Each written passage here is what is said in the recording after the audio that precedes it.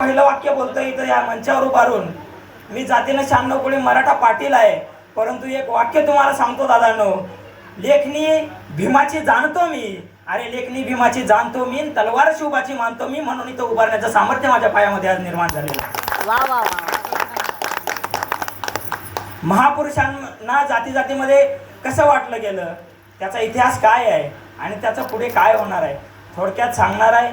त्याआधी सर्वप्रथम स्वराज्यजननी जिजाऊ माँसाहेब, स्वराज्य संस्थापक छत्रपती शिवाजी महाराज, राजे शंभूराजे, तथागत गौतम बुद्ध, महामानव बाबासाहेब आंबेडकर, शिवशाहू फुले आंबेडकर, तसेच सर्व महामानवाला या ठिकाणी अभिवादन करतो आणि सर्व कोकणवासियांना या मराठवाड्याच्या एका छोट्या बालकाचा क्रांतिकारी जय भीम जय शिवराय. विषय काय झाला हे समजावून सांगण्याचा प्रयत्न करतो. शिवबाला वाटून घेतलं मराठ्यांनी. अरे शिवबाला वाटून घेतलं मराठ्यांनी, आंबेडकरांना वाटून घेतलं बौद्धांनी. लोकशाहीर अण्णाभाऊ साठे हे मातंगाचे झाले. अरे लोकशाहीर अण्णाभाऊ साठे हे मातंगाचे झाले आणि अहिल्यादेवी बनल्या धनगराच्या राणी. महात्मा फुलेंना ओढण्यासाठी जमा झाले माळी, महात्मा फुलेंना ओढण्यासाठी जमा झाले माळी आणि थोर महापुरुषांना जाती जातीमध्ये वाटून आपणच करून घेतली आपल्या विचाराची होळी आणि आपणच करून घेतली आपल्या विचाराची होळी. खऱ्या अर्थाने गौतम बुद्ध आणि बाबासाहेब आंबेडकर हा एक विचार आहे, हा एक आचार आहे. हे समजून घेणं अत्यंत महत्त्वाची गोष्ट आहे. राजकारण झालं, हे झालं, ते झालं, हा नेता आला, तो नेता आला, आपल्याला याच्याशी काही देणं घेणं नाही. आंबेडकरांना इतकं महत्त्व का प्राप्त झालं कित्येक लोक शिकतात, परंतु एक थोडक्यात सांगतो. एखादी डिग्री मिळाली तर आपला खूप मोठा जय जयकार होतो, खूप मोठा सन्मान मिळतो. परंतु डॉक्टर बाबासाहेब आंबेडकर यांच्या नावापुढे महामानव लागणं, कारण त्या महापुरुषाच्या नावे 32 डिग्री आहेत. 32 डिग्री घेणं शक्य नाही आहे. अमेरिकेमध्ये कॅम्ब्रिज युनिव्हर्सिटी नावाची एक विद्यापीठ आहे. जे शिकलेले विद्यार्थी आहेत त्यांनी गुगल करून बघा. कॅम्ब्रिज युनिव्हर्सिटीमध्ये एक सर्वे निघाला की मागील 300 वर्षामधील सगळ्यात बुद्धिमान व्यक्ती कोण, आणि या सर्वात बुद्धिमान व्यक्तीचा शोध घ्यायचा. आता 300 वर्षाचा इतिहास काढायचा म्हणजे डोके फिरले ना प्राध्यापकाचे. कुणाचं नाव घ्यायचं, कुठून घ्यायचं, कसा शोधायचा. शोधला आणि शेवटी एकच नाव समोर आलं, ते म्हणजे डॉक्टर बाबासाहेब आंबेडकर. आणि हा आंबेडकराचा सन्मान म्हणून किती प्रेरणा घेऊ शकतो माणूस. आपल्याला वाटतं या छोट्याशा बौद्धवाडीमध्ये आपला हा सण साजरा होतोय. बराक ओबामा हे नाव कोणी ऐकलं असेल तर अमेरिकेचे जुने राष्ट्राध्यक्ष होते. बराक ओबामा एक छोटासा सामान्य घरातला माणूस होता.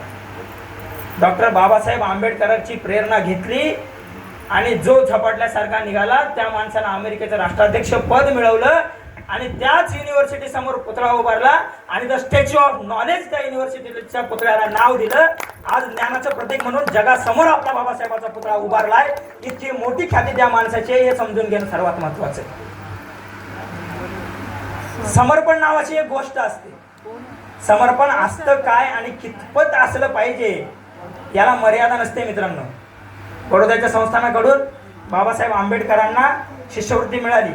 शिष्यवृत्ती मिळाल्यानंतर आंबेडकर बाहेर देशात शिकण्यासाठी गेले. जाताना त्यांनी वचन दिलं होतं महाराजांना की आल्या आल्या एक तुमचे परोपकार म्हणून मी तुमच्या संस्थानात नोकरी करेन. आंबेडकर शिक्षणासाठी गेले.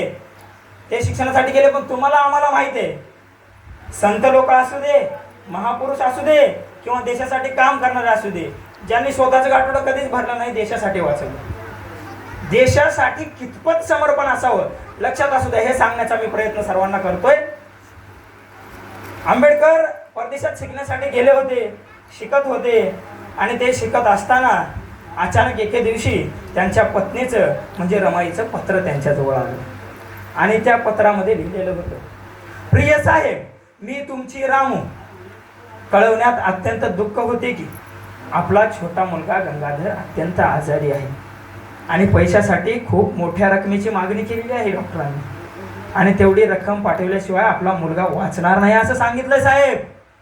तुम्ही साहेब जास्तीत जास्त प्रयत्न करा आणि जास्तीत जास्त पैसे पाठवा साहेब. मी तुमच्या मनी ऑर्डरची वाट बघते, मी तुमच्या मनी ऑर्डरची वाट बघते साहेब. तुमचीच लाडाची रामू. माझ्या बाबासाहेबांनी लायब्ररीमध्ये वाचता वाचता ते पत्र वाचलं. डोळे पाण्याने भरून आले आणि त्या भरलेल्या पाण्यासह ते पत्र भिजून ओलं झालं आणि त्या भिजत्या अश्रूच बाबासाहेब आंबेडकर त्या पत्राला उत्तर देत आहेत. तुझं पत्र मिळालं रामू, सर्व गोष्टी कळतायत, पण सर्व काही असंही आहे रामू, तुझ्याकडे पाठवण्यासाठी माझ्याकडे रुपया सुद्धा नाहीये. 1 रुपया सुद्धा मी माझ्या मुलासाठी पाठवू शकत नाही आणि मी इथं अभ्यास करतोय, मला खायला पैसे नाहीत रामू. मी 1 वेळचं जेवण करतो, 1 वेळ जेवण्यासाठी सुद्धा माझ्याकडे पैसे नाहीत. मी माझ्या मुलाला नाही वाचवू शकत रामू. तू होईल तितके प्रयत्न कर, जमल तितके प्रयत्न कर, आपल्या मुलाला वाचवण्याचा प्रयत्न कर आणि नाही वाचला तर जाऊ दे रामू. मी आपल्या मुलाला वाचवण्यासाठी येऊ शकत नाही. ही अत्यंत लाजिरवाणी गोष्ट आहे, परंतु काळजावरती दगड ठेवून मला हे तुला सांगावं लागतंय रामू. भरलेल्या डोळ्यांनी पत्र लिफाफ्यामध्ये गेलं आणि पत्र भारतामध्ये आलं. जसा पोस्टमन दिसला, मनी ऑर्डर आली असली आशेने रमाई माय पळत पळत पोस्टमनच्या जवळ गेली. बघते तर काय, एक साधा कागद होता, 1 रुपया सुद्धा त्या पत्रासोबत आलेला नव्हता. आणि त्या पत्रामध्ये वाचलं तर काय, हा सर्व लिहिलेला मजकूर होता. रमाईच्या डोळ्यामध्ये पाणी साचलं. रमाईने आपल्याकडे असलेले 4 रुपये पोहोचले, बांधलेले, काढले, त्या डॉक्टरासमोर ठेवले, आपला पुत्र समोर धरला, रडून डॉक्टरला गैवया केली की डॉक्टर साहेब, एवढ्यामध्ये जेवढं होईल तेवढे उपचार करा. माझा मुलगा वाचला तर मला लाभ, नाही वाचला तर नाही वाचू दे, आणि एवढ्यामध्येच तुम्ही उपचार होतील ते करा. आणि एक दिवस तो दिवस नाईलाजाने उगवला आणि बाबासाहेबाचं आवडतं छोटं रत्न, त्यांचा छोटा मुलगा गमावला गेला. छोटा मुलगा गमावला. मातेनं त्या बाप बाहेर असताना एकटीनं अंत्यसंस्कार केले आणि ती माय माऊली घरी येऊन उपाशी पोटी तशीच रडत रडत झोपून गेली. तुमच्या माझ्यासारखी माय माऊली कोणाची असती तर त्याच ठिकाणी रडत बसली असती, नवऱ्याला शिव्या घातल्या असतात, त्याची काय असेल ते केली असती. परंतु माझी रमाई माऊली त्याच दिवशीपासून पहाटे 4 वाजता उठायची. गावातल्या लोकांनी बघू नये म्हणून शेण गोळा करायची, गौऱ्या थापायची, त्या गौऱ्या लोक बघायच्या अगोदर निघून विकायची. कारण लोकांना कळायला नको की तिचा नवरा बॅरिस्टर आहे, ती बाई गौऱ्या थापतीये. एवढा नवऱ्याचा स्वाभिमान जपून ठेवलाय त्या माईनं. आणि अशा गौऱ्या थापून थापून 30 रुपये जमा केले. 20-30 रुपये काय असतील ते पोस्टमॅन जवळ गेली की साहेब मला मनी ऑर्डर करायचे. अरे पोस्टमॅन थबकला, कोण कुठली बाई 20-30 रुपयाची मनी ऑर्डर बाहेरच्या देशाला करते. ते 30 रुपयाची मनी ऑर्डर करण्याचं एक मोठं कारण होतं दादांनो. बाबासाहेबांनी त्या पत्रात लिहिलेलं वाक्य की रामू, मी माझ्याकडे पैसा नाहीये, मी 1 वेळचं जेवण करतोय. ज्या रामूनं बाबासाहेबांकडून पैशाची अपेक्षा ठेवली होती त्याच पत्नीनं ती 20-30 रुपयाची मनी ऑर्डर केली आणि त्याच्या खाली लिहिलं, प्रिय साहेब, सप्रेम नमस्कार. तुम्हाला सांगताना अत्यंत दुःख होतंय की मी करायचे तितके प्रयत्न केले, परंतु मी आपल्या मुलाला वाचवू शकले नाही. आपला 1 मुलगा गेलाय साहेब. आपले असे सर्वच मुलं जर गेले तरी 72, परंतु तुम्ही 1 वेळ जेवणासाठी न जेवता बसायचं नाही. आणि तुमच्या 1 वेळेच्या जेवणासाठी म्हणून मी तुमचे हे पैसे पाठवते आणि आपला नवरा 1 वेळचं जेवण परदेशामध्ये व्यवस्थित करावा, यासाठी त्या धर्मपत्नीने 20-30 रुपयाची मनी ऑर्डर या भारतातून त्या परदेशात केली. त्या मातेचं मातृत्व आणि त्या मातेच्या प्रतिवत्तेला सलाम आहे दादा. जो इतिहास सांगितला पाहिजे तो सांगितला जात नाही. जाती धर्माच्या नावाने दंगली पेटवून मोकळे झालेले असतात लोक. काय होते बाबासाहेब हे समजून घ्यायला डोकं खूप मोठं लागतं दादांनो. पुस्तकात वाचल्याशिवाय बाबासाहेब समजत नाहीत. 32 डिग्र्या उगच कुणालाही मिळत नाही. बाबासाहेब आंबेडकर हे इतकं मोठं नेतृत्व आहे. बाबासाहेब आंबेडकर स्वतः सांगतात की मी शिवाजी महाराजांची प्रेरणा घ्यायचो कित्येक वेळेला.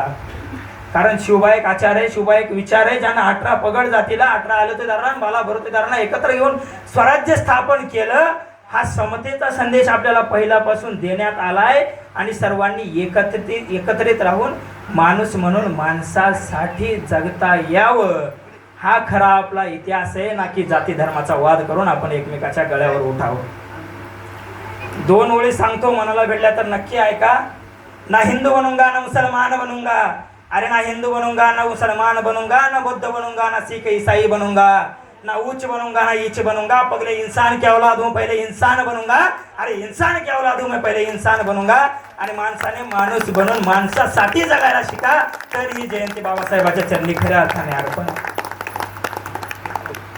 बाबासाहेबाबद्दल राजकारणातून बोलत नाही, परंतु आमच्या मराठवाड्यामध्ये अनेक कित्येक कवी आहेत. त्या कवीपैकी एक आनंद राऊत म्हणून कवी आहेत. त्यांच्या एक 4 ओळी तुमच्या समोर सादर करतोय. पटल्या तर नक्की दाद द्या. वेशीवरच्या पाचोळ्यातून मशाल पेटवली,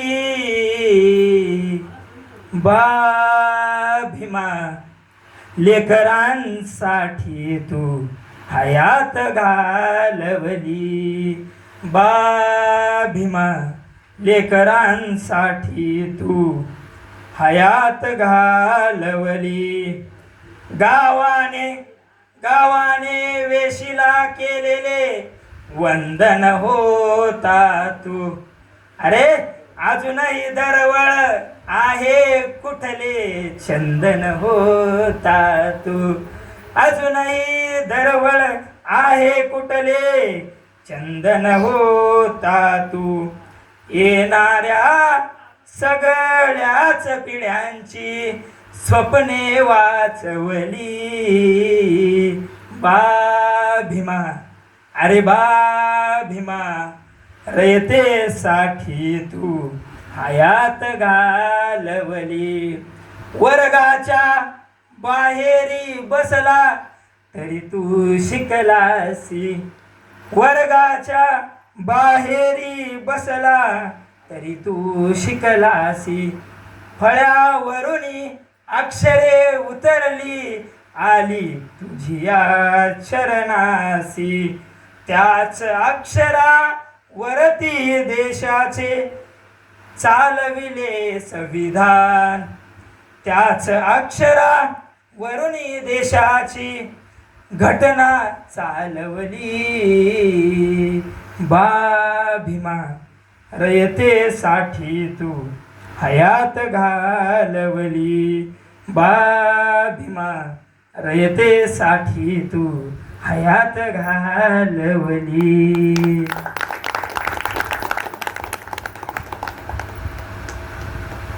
सर्वांना जास्त वेळ घेत नाही, जाता जाता एवढंच सांगेन, बाबासाहेबाचे विचार आणि शिवरायांचे आचार जो आपल्या मनामध्ये अंगीकारेल ना, त्याला कुठलाच मायक आला आणि कुठल्याच बापाची ताकद आडवी येणार नाही. पोरांनो, शिका, संघटित व्हा, देश पुढे घेण्यासाठी पुढे घेऊन चला. आपल्या येणारे लोक येऊन जातील, बोलून जातील, परंतु तुझ्या घरावरचे असलेले कौलन, तुझ्या घरावरचे असलेले पत्र काढण्याचा इतके दिवस काही असो नसो, परंतु आता तुला अधिकार बाबासाहेबांमुळे प्राप्त आहे.